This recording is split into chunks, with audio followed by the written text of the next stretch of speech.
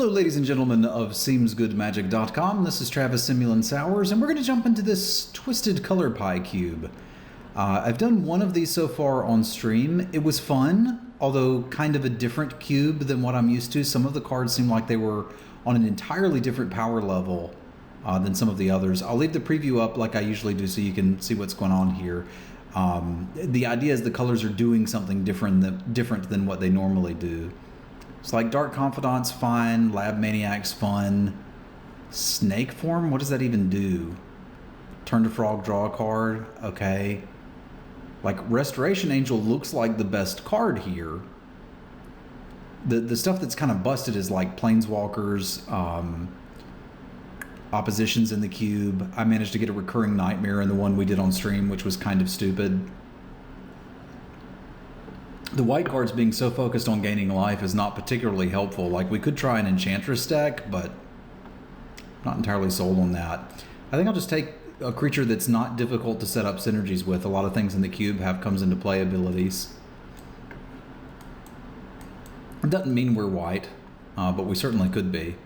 And Restoration Angel's a fine card. Anytime you play cube, try to come at it with the idea that you want to have fun, as I think that's really the best way to play a cube.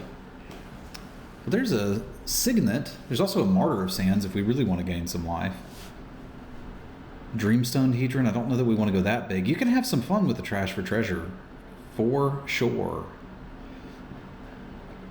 There's a Tokens theme in red. Sparksmith can do some work. But Signets are again great. There's a Wildfire in this cube. I've seen at least one of those. Going from 6 to 9 doesn't seem all that useful. I'm kind of tempted just to take the Oblivion Ring and stick with good white cards and then kind of see where we go from there. Trash for Treasure is probably the most interesting one here. But I mean, I think you need something like Duretti or something like that to really make that work. I'm just going to take an Oblivion Ring. I'm not convinced the Signets are must-haves. So a lot of cubes where it's just wrong not to take a Signet when you see one. I think there's a reanimation theme in white as well. Dragon's fine. Getting ready for those Return to Ravnica drafts, eh? Tempt with Vengeance is fine. I kind of just want to take Temporal Isolation though. Like it's basically a flash pacifism. You can do some stupid things with Squirrel Nest if you want a bunch of tokens, but I just haven't seen a compelling reason to get off of the white plan. I'll just take good white removal spells and eventually see something that's open and do that. Night Veil Spectre's a lot of fun. Looter would be good if we're actually able to get some of the shenanigans going. What do you do? Oh yeah, I remember this dude. This dude was actually not bad. It wasn't great, but it wasn't bad. Celestial Archon is like a win condition. Temple of Enlightenment's probably fine. Target creature on the bottom of its owner's library reveals cards from the top of your library until you reveal a creature card, put it on the battlefield and the rest on the bottom. So we could like do a token strategy that only has this. But I'm kind of interested in this Pinger. Like, Pingers are good. I don't know what to take. Who am I kidding? Yeah, let's take a little Pinger. See if maybe we can do something with that. But hello there. We got Dargon Punch. I like it. Nikki B. I like it. Mesmeric Orb. Whenever a permanent becomes untapped, that permanent's controller puts the top card of his or her library into a graveyard. Okay. Revelark does a thing. Whip is actually interesting. Braids could be interesting. I'm kind of tempted to take the Assemble the Legion and just see if we can do like a white-red control-ish deck. Tengarth is just Arena, right? 5 mana, 4/4 fights. Yeah, that's not bad. But I could see doing some token shenanigans here. Well, there's tokens. There's tokens. Daybreak Reclaimer. At the beginning of your end step, choose a creature card in an opponent's graveyard. That player chooses a creature card in your graveyard. You return those cards to the battlefield under their owner's control. No. New. I think I like the Needle Spires here. It kind of fits with what we're doing. I don't think this is going to be as aggressive as we're used to white-red being, but it could certainly be good. Evangelize is a very late game card. Like, if you can actually get to the mana to buy it back, you can do something, but they just give you their worst creature. Wayfarer gets you planes, right? Search for lands. It's like a bad land tax. I'm not sold that any of these are actually good.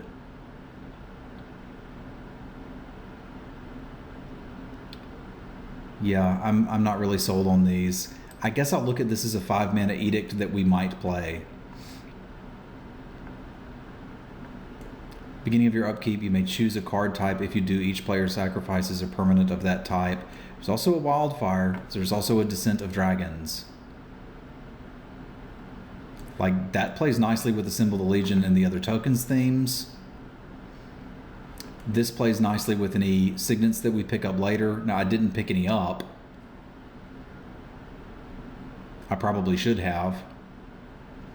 But if they're going to send me this, maybe they're going to not value the signets that highly? We'll see. That's okay. It's not great. Hallowed Fountain gives us access to something else. The Seeker of the Way, I guess, lets us have an early drop beater.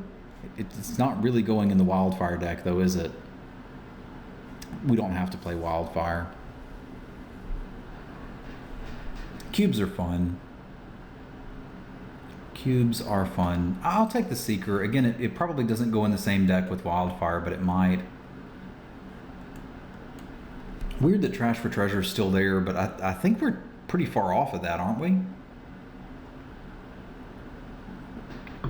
Grisboon could be okay, but it's not like we're really planning to rock creatures. I think we're doing like token shenanigans.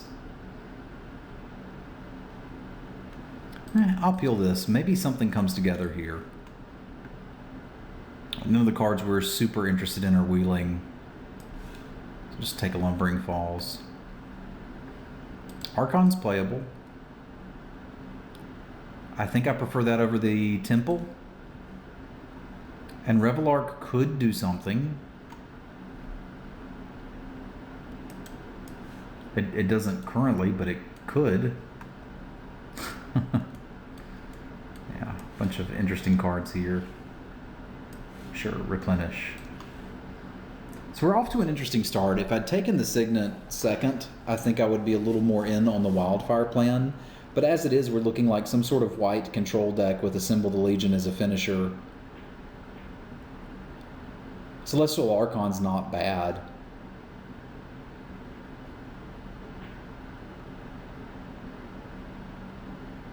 Alright, so we've got basically Gideon, Archangel of Tithes, and Cinder Hellion, all of which are strong cards.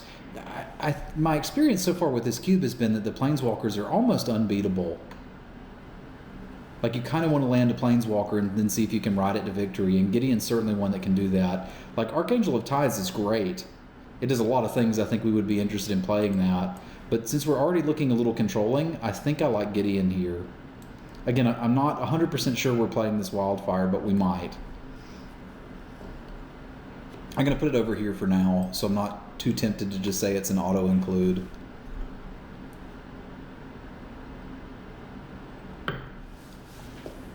I wanted some of those red token cards that we sent off to come back, and instead the artifact cards came back, which is a little bizarre. But we're not like super married to red either. Like, we've got a Pinger and an Symbol of the Legion. Well, I did say that the Planeswalkers were kind of busted. Props to Sylvan Library, Griffin Guide, Pia and Kieran are both very good. Sarah Ascendant could probably go in this deck too, but like, this is the one that draws you cards, right? Yeah, I'm gonna take Planeswalkers. We'll do Boros Super Friends, I guess. FTK, what's up? There's also an Icy Manipulator, which is certainly very fun. Remember Opal Titan being okay back in the day, but that wasn't a set full of enchantments. This is probably a sideboard card if we were playing against the enchantment deck. But like Flame Tongue Kavu and Restoration Angel looks like a thing I would like to do. Props to Icy Manipulator. It's a good card.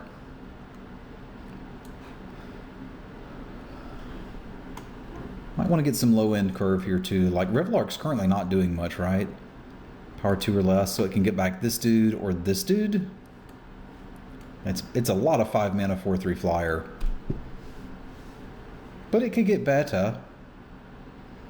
Alright, Bolt.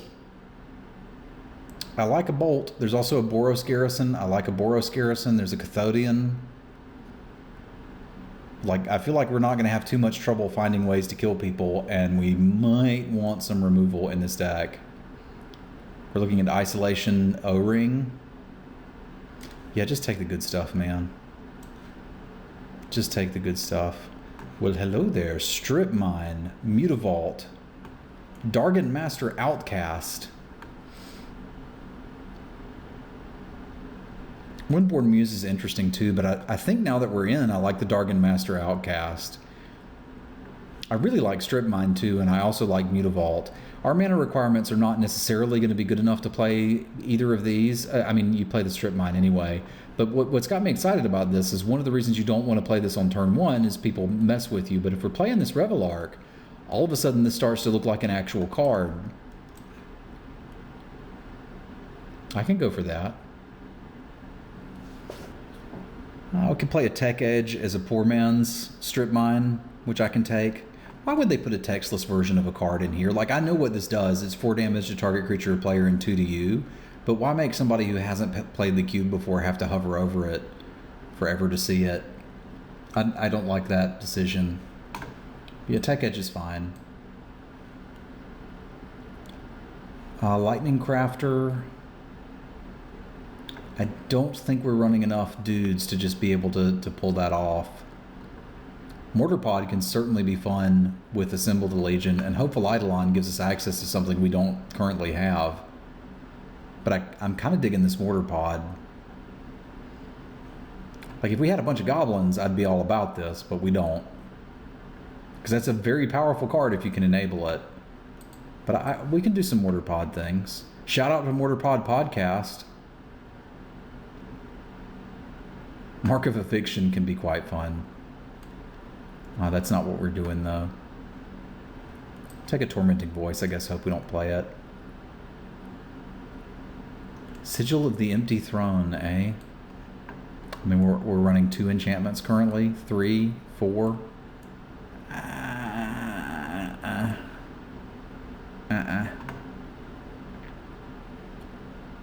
mean, sure. We'll put an Empyrean over here with the Wildfire we're not playing. I'm a little short playables, which is a problem. Griffin Guide's a real card, but so is Magma Jet. Alright, I'll take this in case we play against an enchantment-based deck. We can play this Evangelize too. We don't have to not play it.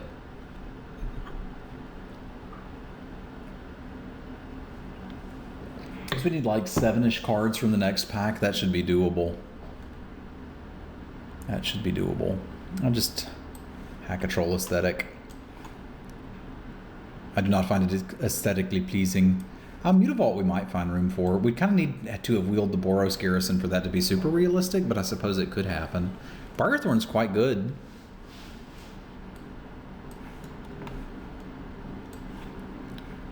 Enchantress, probably not the droid we're looking for, but again, it could be. We're playing 4 enchantments.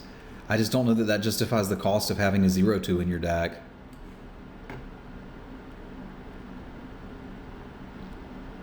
Starfield of Nyx, not really where we want. Could take Goblin Assault, Scrap Mastery. It's kind of like Living Death for artifacts. Spirit Dancer's kind of a go all-in card. I'm not really sold that we want any of these. The archetype that I'm drafting may not be supported. Riss is a reasonable card for us too. Like, obviously we don't have the green to activate it, but you only need white. So if you derp around long enough, you can make an elf. You get enough of them, you can make a bunch of them. It's either that or Goblin Assault. I'm not entirely convinced that we're going to kill people with Goblin Assault, because they have to attack. So like if they have a blocker, your goblins aren't really assaulting. Yeah, we'll go with Riss. It makes tokens. It kind of goes with the theme. I don't know if red-white tokens is a theme of this format, but if it is, we can certainly do something. Outpost Siege is good. Faith's Fetters is good. Windswept Teeth is good if we get a fetchable land. Ethereal Armor is probably not what we want. I think I'm short enough playables. I probably have to take the Faith's Fetters here. I don't think we can spend any actual cards not picking up playables from here on out. Fire Diamond gives us a little bit of ramp, which is fine. Archangel of Thune gives us another fine finisher that can interact well with tokens. Scepter of Dominance, very controlling card. I don't dislike that. Drakeling seems fair and balanced. I'm kind of digging the Fire Diamond. That's just not something we have access to currently. Like getting Legion, Gideon, Chandra going a little earlier just seems good.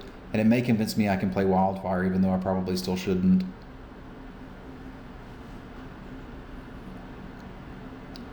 Magus of the Tabernacle, you say?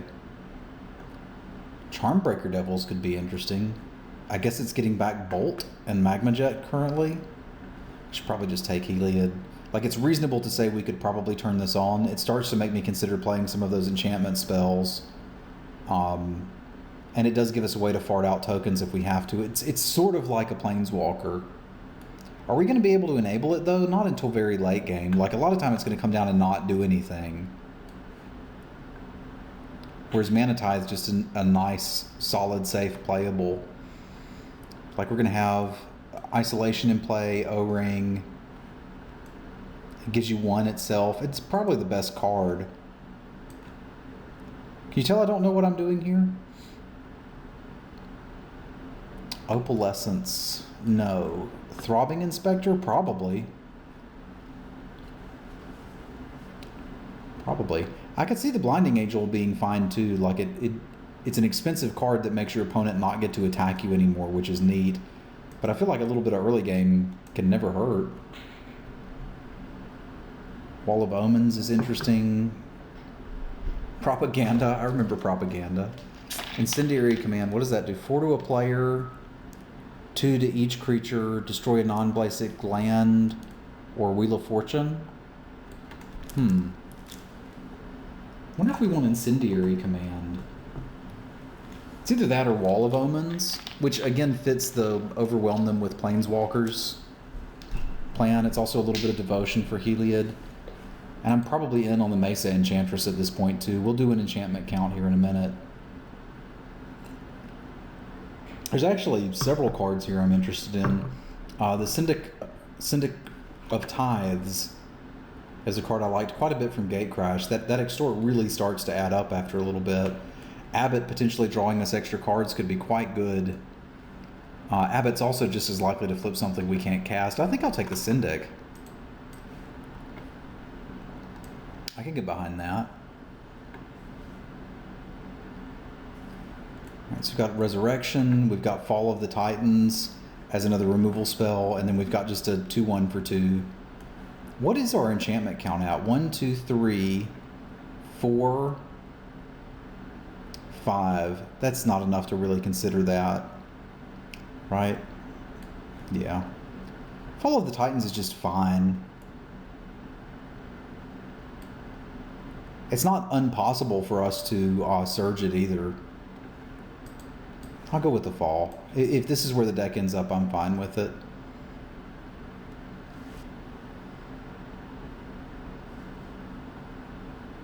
Yeah, I'm not really sold on any of these, and we didn't get there with Scrap Mastery. So I guess it doesn't matter. We'll just take a Spirit Dancer. I don't think I'm up for playing any of these either, which is unfortunate. This is a strong card. I didn't mention it, but it's not what we're doing, but it could be quite good. Scepter I may have to find room for. Yeah, we'll really have to give that one some thought. Because that is a powerful effect. It's also 2 devotion for Heliod. Might just be better than the Revelark, even though, again, the Revelark does do some interesting things, right? Now that we've got Wrist, Dragon Master, I probably shouldn't just insta-cut it.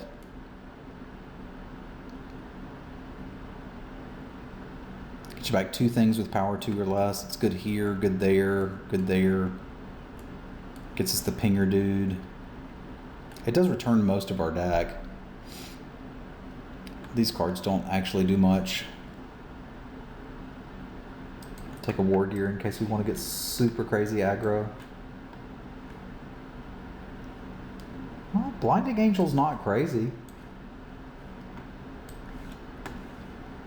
I don't know that there's a flashback deck, but if there is, I think we'll be happy to have the Militant. So I ended up actually having to make a couple cuts, which I think is a great place to start. We can kind of decide what we want and what we don't. I can dig it. As far as cuts, as much as I like the Revelark, I probably don't need it. And like, I wasn't planning on doing the Blinding Angel. We don't really have like crazy combos with the Restoration Angel, but it's fine. It can knock off some enchantments. Like, we're playing enough enchantments to consider doing something with it, but or to consider doing something with like the Mace Enchantress or whatever, but I'm not entirely sold on this. Now this is only when your opponent does it, right? Cast a creature spell. You get a 4/4 giant with protection. Yeah, it's a 4/4 for 4 that can't block. I'm not sold on that. I think Blinding Angel's just not what I'm looking for. Whereas this I can get behind. Like, blinking a Kavu's cool, blinking this is cool. Blinking this guy's fine. We've got a lot of threats that can come down early and then have an effect late, and a lot of places to dump mana. And I think I do like the 1/0 Fire Diamond. We've got Chandra for card draw, Gideon and Assemble the Legion to kind of take over a game. I think I can get down for this. I'm going to run the Needle Spires. I don't think I want any of the colorless lands because I really like being able to cast my spells. Like, we've got a lot of double whites, double reds. Because doing something like this allows me to go 8/7 and then still technically have a 9/8 mana base. Why are you here? I guess we could do like this and then have like a 10/8 mana base, which just looks great. I kind of never have to worry about not having the mana to cast our spells when we want to cast them. I also do like this Sphere of Dominance, or Scepter of Dominance, whatever it is, I like it. All right, cool. I'm going to call this a deck. We will see you for round 1 in just a moment.